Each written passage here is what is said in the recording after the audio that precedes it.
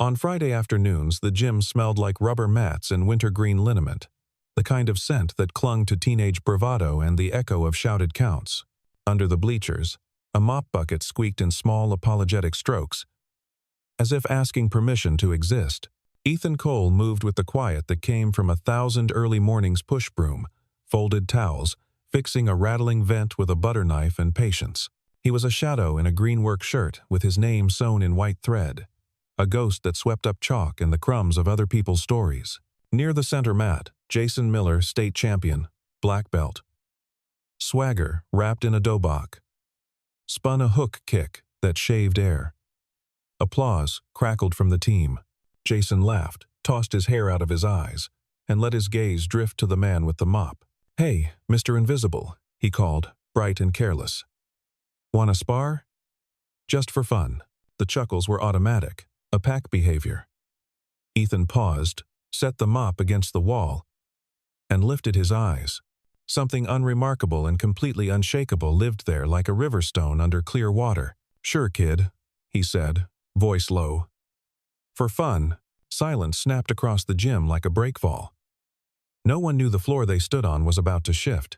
Ethan Cole had a way of being present without taking space, a trick he'd learned from years of needing to fit anywhere a soldier had to fit behind walls, inside worry, between bone and breath. He was 38, with hands nicked into pale commas, and a jaw that spoke more of endurance than anger. Lincoln High had been his job for 3 years. His refuge for longer. He liked the hum of fluorescent lights before sunrise, the blank hallway where he could hear his footsteps and think about lunch money and laundry, and whether Lily's new sneakers pinched her heel. Lily was 10 and loved facts. She had a notebook of them, the fastest land animal, the number of bones in a human hand, how octopuses tasted with their arms. She collected truths, the way some kids hoarded stickers. In her stories, heroes didn't wear capes. They wore ordinary clothes, and told the truth even when it shivered. Ethan had once taught people how to stay alive. He had taught them how fear narrowed the field of vision, how gravity and leverage were older gods than strength. He had taught them how there is always a way out if you can name the corners of a room and keep breathing. He had stopped teaching when he came home from a desert that turned time to glass. A letter folded in a different handwriting than the one he knew told him that Becca, the woman who used to put cinnamon in the coffee on Saturdays, had fallen asleep at the wheel and never woke. For a long time afterward, Ethan moved like someone balancing full glasses of water. He worked nights at a shipping warehouse, then mornings, then any shift he could pull that would let him walk Lily to school. Janitor at Lincoln High, paid enough to keep the lights on and the lunchbox full. It also let him linger near the place where the world believed it knew what mattered. Most people didn't look twice at him. Students were kind when they remembered to be. Teachers waved and forgot his name by report card time. Coach Ramirez nodded. Because men, who had spent time teaching other people how to control their bodies, could smell the patience on each other. But even Ramirez didn't know the particular pages of Ethan's past. The man didn't volunteer stories. He occupied the world like a poem that refuses to explain itself. Jason Miller existed at the opposite frequency. He was all exposition, all highlight reel. He had a black belt and a TikTok with 100,000 followers. He was a good kid, fundamentally. He held doors for teachers and pretended not to notice when the younger students wanted his attention. But he had learned what applause felt like in his nervous system, and he wanted it the way a thirsty boy wants the coldest drink. He trained hard, and won hard, and joked hard. When the gym turned toward him, he let it. So when he saw the janitor watching the team drills from behind a spray bottle of glass cleaner, something reckless and harmless sounding rolled off his tongue. "Hey, old man, wanna spar?" The team laughed because he expected them to. A couple of freshmen repeated the line under their breath like a meme. Someone tapped record. Ethan set the bottle down. He tucked the rag over the cart handle as neatly as a folded flag. Then he raised his eyes. "Sure," he said, "for fun." In that moment, Ramirez looked up from the attendance clipboard. He opened his mouth, then closed it. He had seen too many matches to mistake the look on Ethan's face. A stillness that wasn't indifference, and a focus that wasn't hunger. "Light contact," Ramirez said. "Respect." Ethan dipped his head in a nod. From the doorway, a ponytail flashed. Lily, released early from an after-school reading club, had cut through the gym to surprise her dad. She stopped when she saw him step barefoot onto the edge of the mat. Her heart climbed into the hollow under her collarbone. "Daddy?" she called. He looked over, and some small tension left his mouth. "It's okay, Bug. Just a practice round." The team made a circle, because a circle is how people have watched important things since fire was new. Jason bounced on the balls of his feet, smiling to show he meant no harm and to hide that a different electric flicker had joined the first, a prickle of uncertainty he couldn't name. He bowed. Ethan bowed lower. "Ready?" Ramirez asked. Ethan said nothing. He had already learned that the body's agreement was louder than any answer. They faced each other like two countries with a weather front between them. Jason made the first move because youth is a kind of gravity. A half-speed back leg roundhouse brushed the space near Ethan's ribs fast enough to declare, measured enough to be courteous. Ethan stepped away as if the air itself had asked him to move. Not far. Not dramatic. Just enough to invite doubt into Jason's rhythm. Jason shook out his arms, feeling a tickle of embarrassment. He had meant for the kick to tap. He had expected the satisfying thud of foam on pad. He smiled wider, expanded his limbs, and threw a hook kick with more heat. The heel slicing a clean vowel through the air. Ethan bent at the waist a fraction and let the heel draw a straight line past his ear. He did not flinch.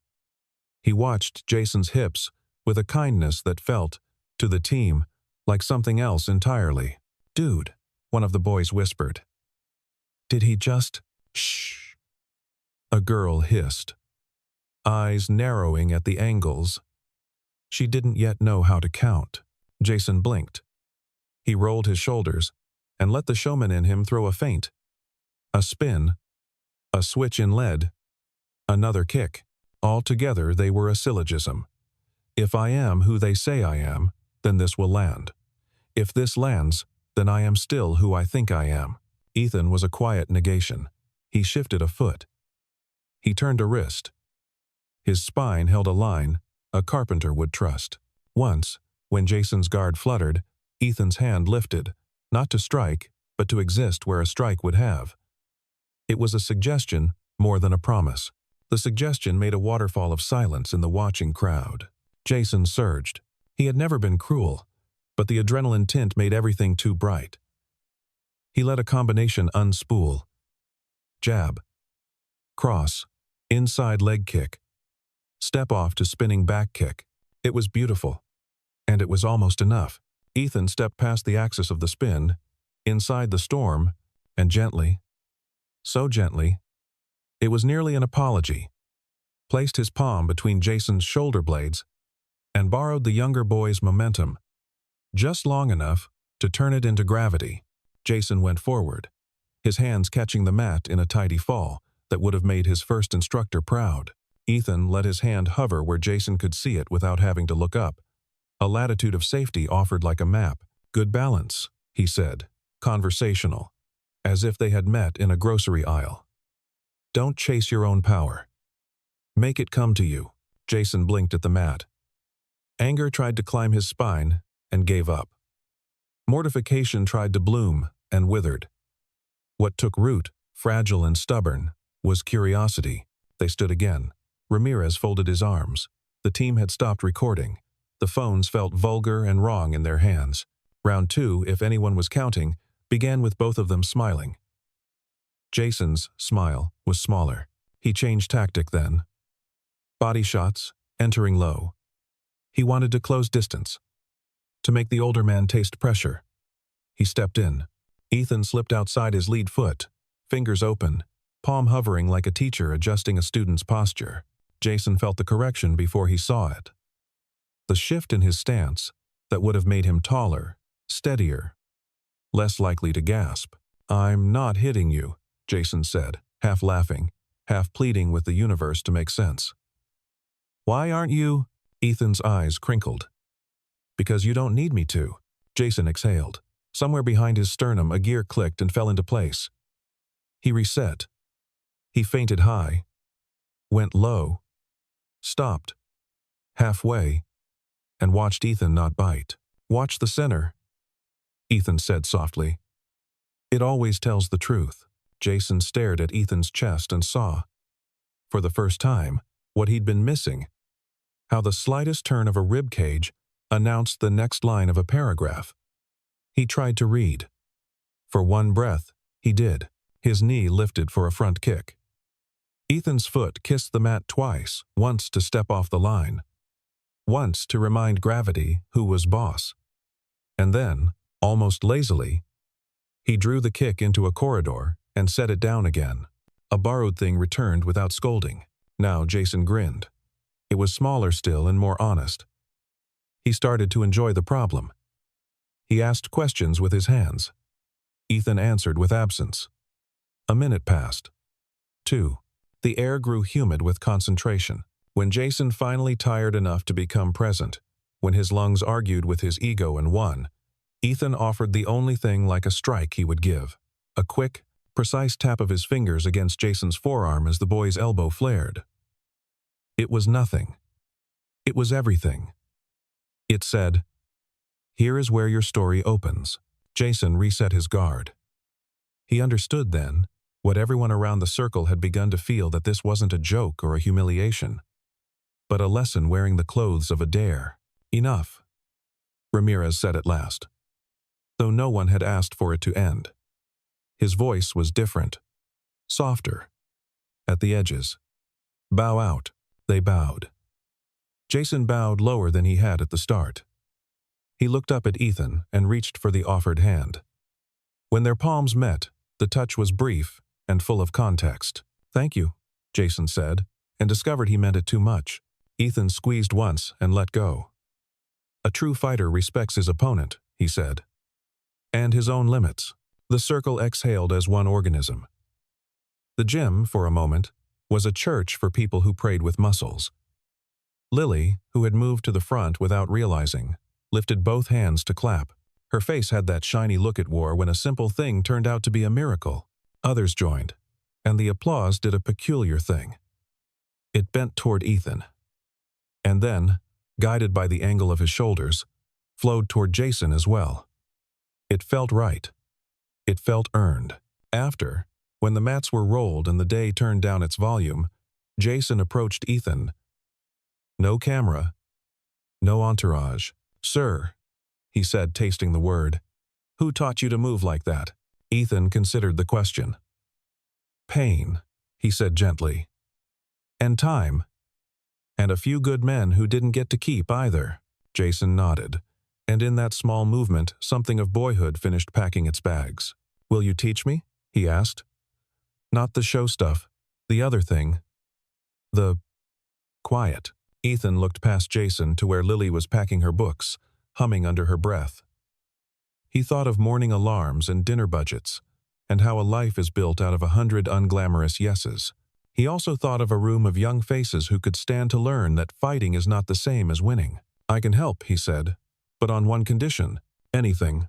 You train to protect," Ethan said. "Not to perform." Jason nodded. His answer lived in the skin around his eyes. "Yes, sir." Word traveled the way it always had in schools, through whispers braided to hallway air. The janitor had hands like ideas. He made the champion fall without touching him. He moved like a secret. He spoke like a dad. Some versions were unkind. A few were loud. But most were curious. And curiosity, in the right light, becomes respect. Coach Ramirez watched the next week with the attention of a gardener. He saw Jason arrive early, gloves still dangling from their newness and meaning. He saw Ethan wait on the edge of the mat, socks clean, posture easy. He saw the class divide, one half leaning in, drawn to the story of a found master, the other bristling, loyal to the myth of youth and speed. He let the wind do what it always does to tall grass. He let it show him where the ground dipped. Ethan did not take over anyone's class. He hovered like a wall mirror that doesn't argue, reflecting without inflicting. When Jason's guard flared, Ethan was there, tapping the elbow, reminding him of geometry. When a freshman lunged with his chin forward, Ethan, on his way to fix a wobbly fan blade, paused and gently booped the air in front of the boy's face with 2 knuckles, an illustration so kind, it made the class laugh and the boy blush and learn. If someone asked about his past, Ethan shrugged it shut. He spoke of principles instead. How to make fear a smaller room. How breath is a key in every lock. How power that cannot stop is only a fall in costume. During water breaks, Lily sat on the first bleacher with her notebook, drawing stick figures that wore punching gloves and speech bubbles that said things like, "Breathe, then do."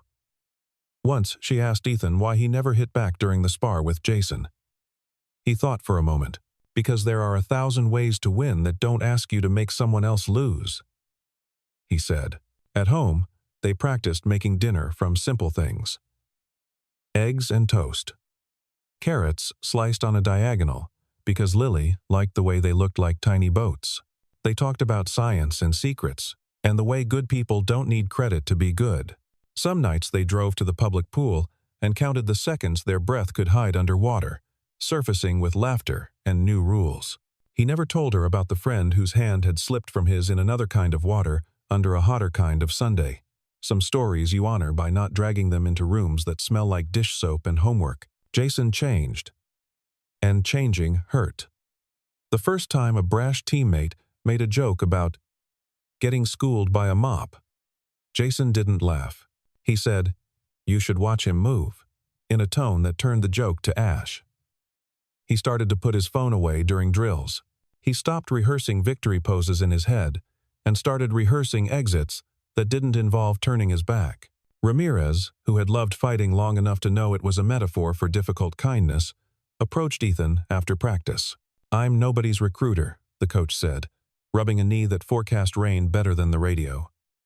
"But if you ever wanted to consult, officially, I can figure out the paperwork." Ethan considered. The uniform he wore now had his name sewn on it. The one he used to wear had his name stamped. He liked the stitched one better, but he also liked the look in Jason's eyes when a concept landed. He liked the way Lily had started to talk about center lines at breakfast. "I'll help where I can," he said. "As long as there's a corner where a mop still belongs." Ramirez grinned. "There's always a corner." And then the poster went up for the regional invitational. The morning of the tournament came wrapped in fog, the kind that blurred the streetlights into gentle halos. Ethan and Lily walked side by side down Maple Avenue, her backpack bouncing, his thermos steaming faintly in the November air. Inside the Civic Center, hundreds of people shuffled in with excitement, crackling through the corridors, athletes in crisp white uniforms, coaches barking instructions, parents clutching cameras like weapons of pride. The polished wood floors shone under fluorescent light, and the hum of voices was a living, breathing thing. Jason Miller had been up since dawn. He hadn't slept much the night before.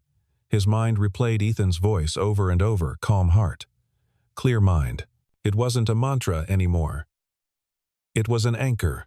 When he saw Ethan and Lily step through the entrance, Jason smiled, not the smug, self-assured grin he used to wear, but a quiet, grounded one.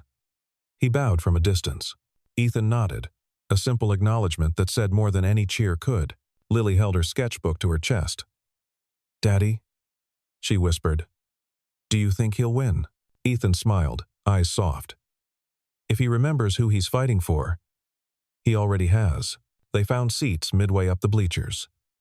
The crowd was swelling, banners of different schools fluttering. The air charged with the smell of chalk and sweat. Jason stood near the warm-up mats, stretching, his mind razor-sharp yet peaceful. The team's chatter swirled around him, but he didn't join it. He was somewhere else. Somewhere still.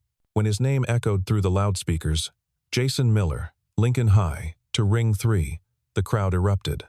Ethan leaned back slightly, watching, his pulse steady, his gaze calm. Jason stepped onto the mat, bowing deeply toward the judges, then toward his opponent, a compact fighter from West Ridge Academy named Connor Briggs. Connor was older, faster, and undefeated. His kicks were lightning, his reputation granite. The referee signaled. "Ready. Fight."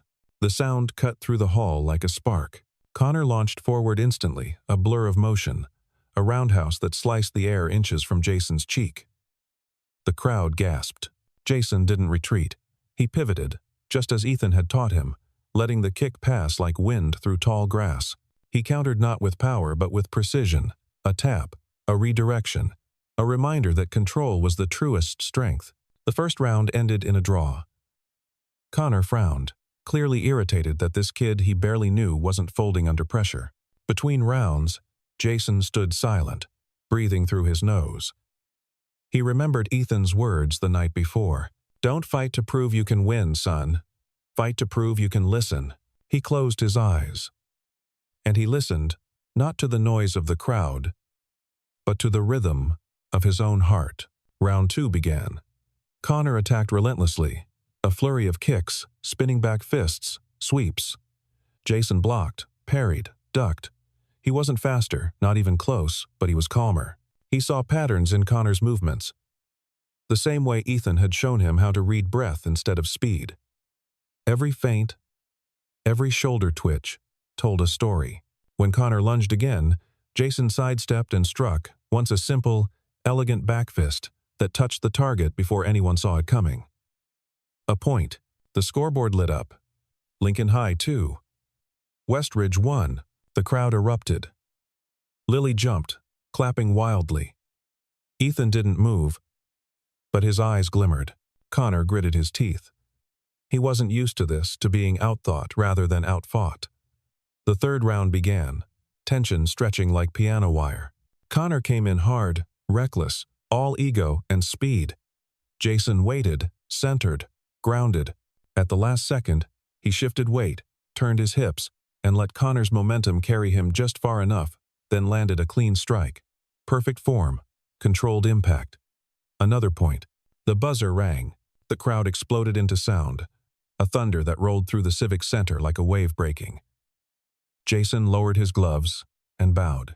Connor, chest heaving, hesitated, then bowed too, slower, deeper. For a moment, there was no noise, only two fighters breathing the same air, the same respect. Ethan exhaled quietly, almost imperceptibly, as if the breath had been waiting years to leave him. Reporters swarmed the edge of the mat. Coaches clapped Jason's back. Ramirez grinned like a proud uncle, shouting over the noise. "That's how it's done, Miller." Jason's face glowed, but not with arrogance, with understanding. He turned toward the bleachers and found Ethan in the crowd. Ethan wasn't standing. He didn't wave or shout, but his stillness drew Jason's eyes like a magnet. Jason bowed, both fists pressed against his chest. The gesture said everything. "You taught me to fight without fighting."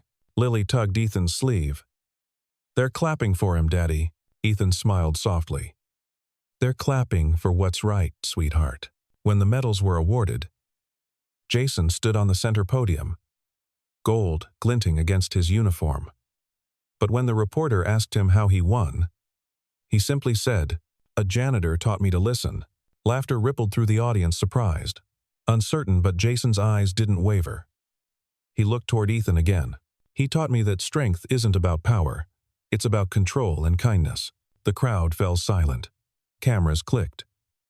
For one long, timeless second, everyone in that hall saw something raw and beautiful. A boy who had learned to bow to something greater than victory. The local newspaper ran Ethan's picture, him standing awkwardly by the gym door, wearing his faded green shirt with Lincoln High maintenance stitched over the pocket. He looked uncomfortable with the attention, like a man who'd accidentally walked into his own legend. Teachers stopped him in the hall. Students nodded respectfully now. Even the principal invited him into her office with a smile that said, "We should have known." "Mr. Cole," she began, "I hear you've been mentoring some of our students off the clock." Ethan rubbed the back of his neck. "Just trying to keep them out of trouble, ma'am." "Well," she said, eyes twinkling, "I think you've done a bit more than that. How would you feel about joining our athletics department part-time, of course? As a defensive tactics coach?" Ethan blinked. "You want the janitor to coach?" "I want the man who changed the way our kids see discipline," she said simply. He hesitated. His mop, his cart, his quiet routines, they'd been his world for years. They were safe. But then he thought of Lily's laughter in the bleachers, Jason's bow, and the way silence had filled that gym-like reverence. He smiled. "All right," he said softly, "but I'm keeping my mop." The principal laughed. "Deal." Weeks passed. Winter bled into early spring. Ethan's new role wasn't official at first, just him showing up after hours, helping Ramirez adjust stances, teaching the kids how to breathe before they moved. They called him Coach Cole, though he insisted Ethan was fine. Jason became his shadow, training harder, quieter, more focused. The younger students watched them both, fascinated by how a mop-wielding janitor could command so much respect without ever raising his voice. He never boasted. He never showed off. But every movement he made, whether tying his shoes or demonstrating a throw, carried a grace that made people want to slow down and watch. Lily often sat on the bleachers, drawing, her sketchbook filled with scenes, her father's calm posture, Jason mid-kick, students bowing. Beneath one picture, she wrote, "Strong people don't shout. They shine quietly." One afternoon, after practice, Jason lingered behind. "Coach," he said, "why didn't you tell anyone you used to be in the military?" Ethan smiled faintly. "Because they'd listen to the wrong parts of the story." "What's the right part?" "That I learned violence doesn't end fights," Ethan said, gaze distant. "It only pauses them. Respect ends them." Jason nodded, the weight of the words settling deep. By the time the next semester rolled around, Lincoln High's martial arts team wasn't known for winning the most matches, it was known for how its members carried themselves. They bowed before entering any room, helped younger students pick up gear, and thanked the janitors who swept the mats after practice. A reporter returned months later, curious to see if the story still lived. He found Jason and Ethan running drills together in a quiet gym.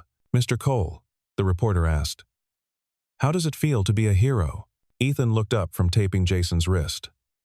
"Heroes?" he echoed with a small laugh. "Heroes clean up after other people's messes. I just do it, literally." The reporter chuckled. "Still, you changed this place." Ethan paused, looking around at the mats, the laughter, Lily doodling in her corner. "I didn't change anything," he said gently. "They did. I just reminded them who they were." Months later, another regional tournament arrived. This time, Lincoln High brought not just Jason, but an entire team shaped by Ethan's quiet philosophy. They didn't shout during warm-ups. They didn't taunt. They bowed deeper than anyone else. And when the final match ended, Jason victorious again, he didn't raise his fists. He walked to the center, placed his medal around his neck, then took it off and handed it to Lily. "This belongs to your dad," he said. Lily shook her head. "No, Jason. He says the best win is when everyone stands together." Ethan, standing nearby, smiled. The gym roared with applause. Not for the victory, but for the respect. The rare, golden kind that humbles everyone who witnesses it. As the noise faded, Ethan stood alone on the edge of the mat, mop leaning beside him. He closed his eyes for a moment. Somewhere deep in his chest, beneath years of silence and survival, something shifted like an old wound finally healed. He thought of Becca, of his comrades, of every lesson he'd buried to make room for love. Then he looked toward Lily, bright, alive, unafraid, and felt peace, like a tide returning home. The sun slipped through the windows, catching the dust in golden streams. For a moment, it painted his figure in light, not the kind that demanded attention, but the kind that revealed truth. People would always remember the story differently. Some would say the janitor beat a black belt, others that he trained a champion. But those who were there knew the truth. That day, the janitor didn't just sweep a floor. He swept away arrogance, noise, and fear, and in their place, left something cleaner, something truer. The winter after the tournament arrived gently, as if afraid to disturb what had been mended. Lincoln High's gym no longer smelled of arrogance or unspent noise. Instead, it smelled of waxed floors, clean mats, and the faint citrus soap Ethan used when he mopped late at night. Outside, the snow came down in sheets, covering the empty bleachers, the goalposts, the parking lot where the janitor's old pickup sat like a loyal dog. Inside, the hum of the fluorescent lights played softly against the rhythm of the mop, a steady, meditative sound that had become the heartbeat of the school. Ethan Cole still wore the same green shirt, with his name stitched over the heart. But people greeted him differently now. Students called him Coach, even when he insisted, "I'm just the guy who cleans the floors." Teachers lingered to thank him after hours, The principal occasionally stopped by with hot coffee and updates about the team's progress. He didn't care for attention, but he cared for what it brought: respect. Not the loud, performative kind that fades with the season, but the small, everyday version that changes the air people breathe. On one particular evening, the school was nearly empty. The championship banners above the court fluttered softly in the draft from the vents. Ethan finished wiping down the mirrors, packed his bucket, and looked up at his reflection, a man older than he remembered, but calmer, lighter. The sound of sneakers broke the silence. Jason appeared, a gym bag slung over his shoulder. "Thought I'd find you here," he said. Ethan smiled faintly. "You're supposed to be at the after party." Jason shrugged. "I'd rather train." He placed the bag down, revealing 2 sets of gloves.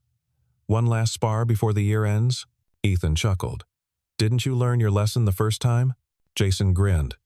"Maybe, but I still want to learn more." They stepped onto the mat.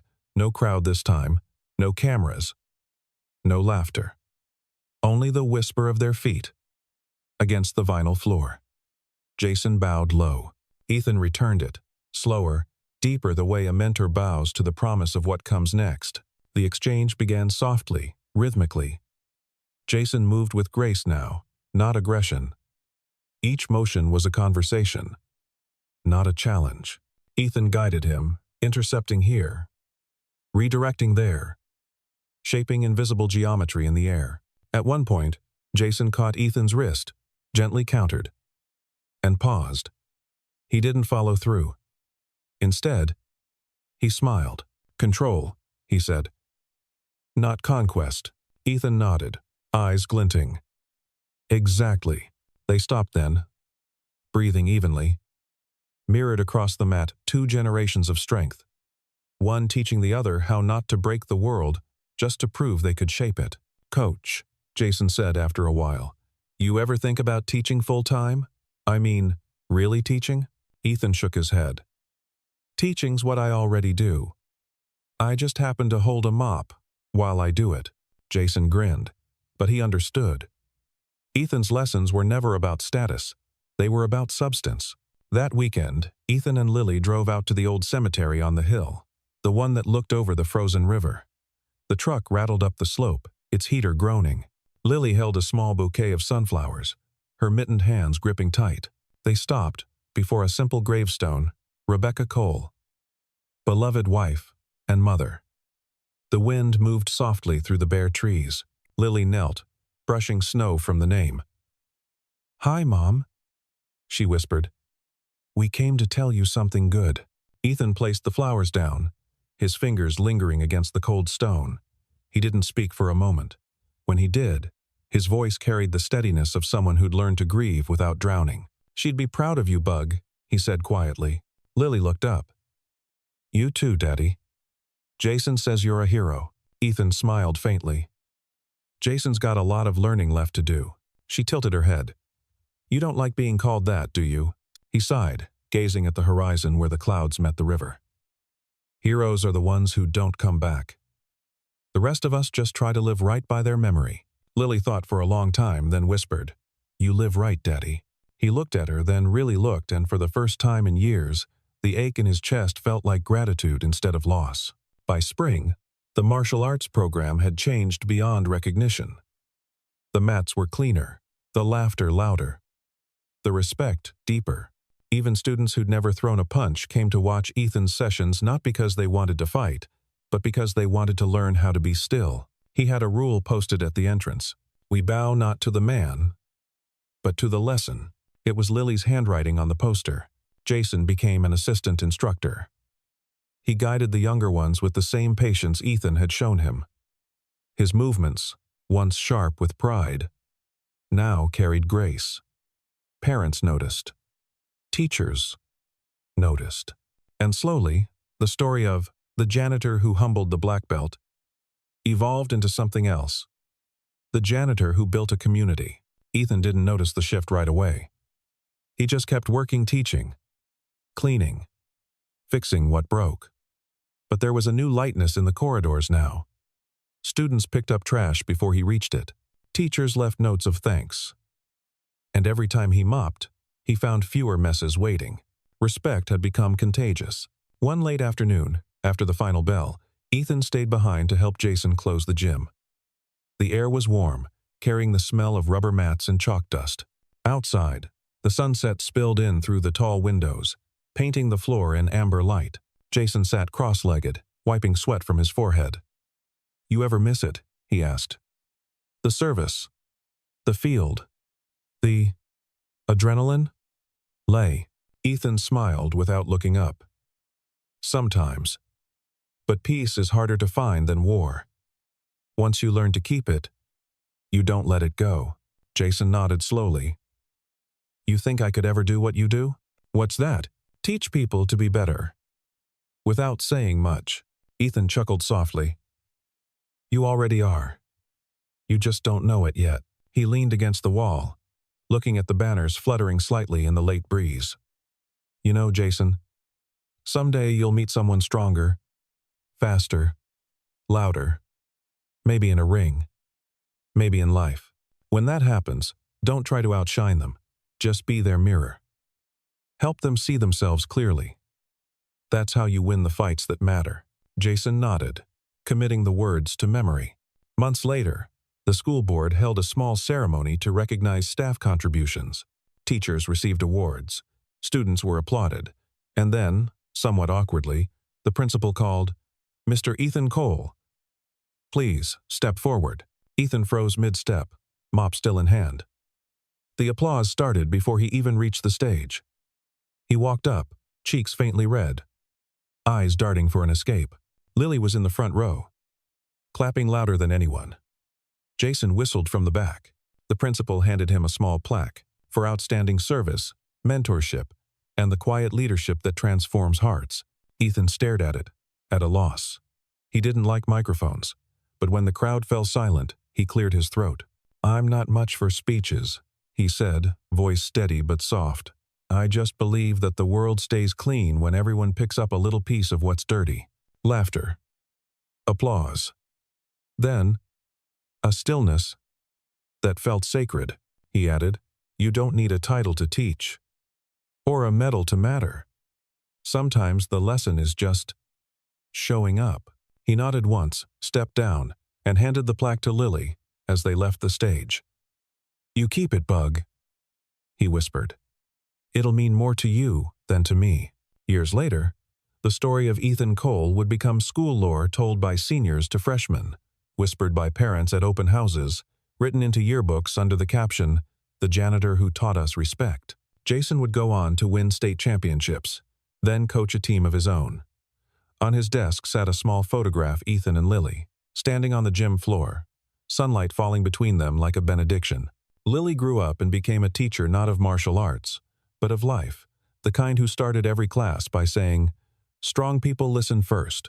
And Ethan? He stayed right where he belonged, not because he had to, but because he wanted to.